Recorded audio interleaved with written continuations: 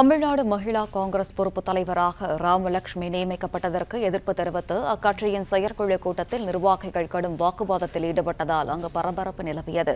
கூடுதல் விவரங்களை வழங்குகிறார் செய்தியாளர் பாண்டியராஜன். வணக்கம். ராமலட்சுமி நியமனத்திற்கு ஏன் நிர்வாகிகள் எதிர்ப்பு தெரிவிக்கிறார்கள்? என்ன காரணம்?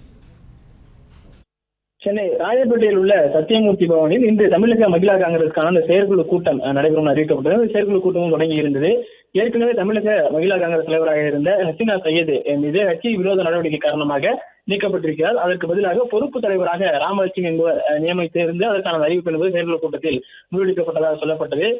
தமிழகத்தினுடைய மகிழா காங்கிரஸ் தலைவராக ராமலட்சுமி இருப்பார் என்ற சொல்லப்பட்ட நிலையில் அங்கு இருக்கக்கூடிய சில நிர்வாகிகள், மகிழா காங்கிரஸ் இருக்கக்கூடிய நிர்வாகிகள் தங்களுடன் கலந்தாலோசிக்காமல் தற்போது இந்த முடிவு எடுத்திருப்பதாக எதிர்ப்பு தெரிவித்திருக்கிறார்கள். உள்ளே இரண்டு தரப்புகளுக்கிடையே சலசலப்பு வாக்குவாதம் ஏற்பட்டிருக்கிறது. குறிப்பாக ராமலட்சுமியை பொறுப்பு தலைவராக நியமிப்பதற்காக எந்த முன் கலந்தாய்வும் இல்லாமல் அவரை தேர்ந்தெடுக்கிறார்கள். தனிப்பட்ட முடிவாக தெரிகிறது என்கின்ற வகையிலே அவர்களுடனான அந்த வாக்குவாதம் இருந்தது.